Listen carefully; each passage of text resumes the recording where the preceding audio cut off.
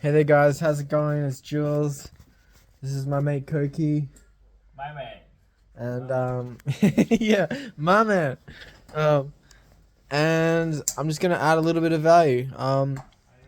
So basically, I've bought a course to help me figure out how to make a course within my community, my meditation mastermind, so that I can add the most amount of value.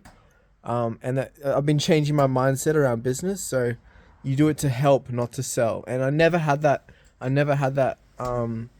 Like, making money is nice, but like meditation and teaching meditation is my passion. So I love talking about this stuff. I love answering questions to this stuff. I also wanted to clarify something about the group. So it's mastermind is usually used in the context where it means that someone is like super smart at something. This is not my intention.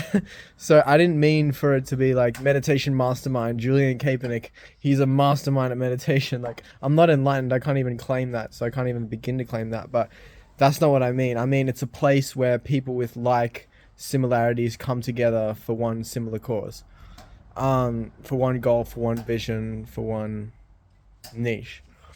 And that is people who are beginning, intermediate, or advanced meditators to come together in a community and help each other, because help each other grow, help each other exchange techniques, stories, um, experiences, just anything on the topic of meditation. So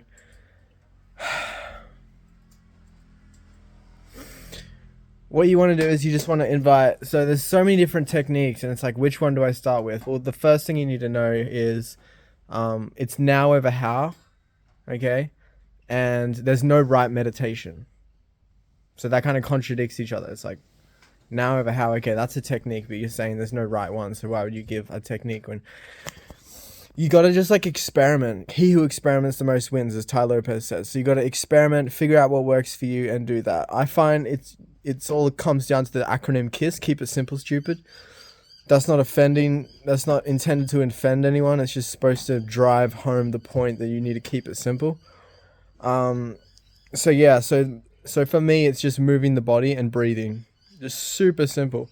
And then you start to drop thoughts. So what happens is you have a thought, and if you bring it back while you're having that thought doesn't come back.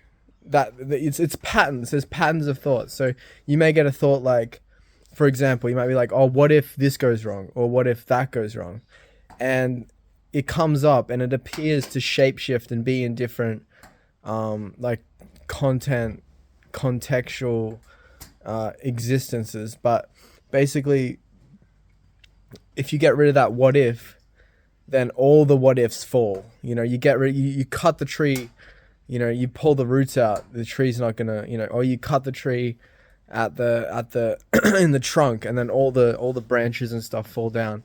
And every analogy has its limits. Like, obviously you could say, yeah, the tree could just regrow, but it's like, yeah, but you keep chopping this tree down until it you pull out the roots and it no longer exists. And that's what your ego mind identity is like. It's like this tree, and you gotta overcome it.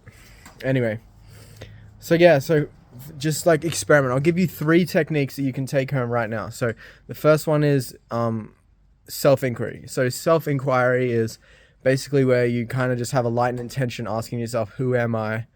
And then because if you keep saying who am I in my head, that's not it. You just got to say it once and sit with it. And you're not looking for an answer in the head. You're looking for an experience in reality, basically.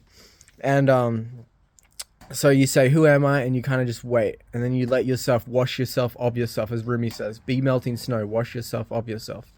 So that kind of brings it back. It's similar to the I am meditation, self-inquiry. The second one I would recommend is be like, it's your first time on earth. So like it's your first time on earth, just look around and be like, okay, cool. All right. just like it's your first time on earth. No future, no past, just presence. And the third one I'll give you is one that takes a little bit extra time to do, but once you get it down, it's absolutely amazing. I know enough to know this is true without actually doing it completely. And this is the one I want to work up to eventually. But basically, it's called The Inner Body by Eckhart Tolle. He didn't completely, come up with it himself. It's been around since humans have been around, since enlightened beings have been around.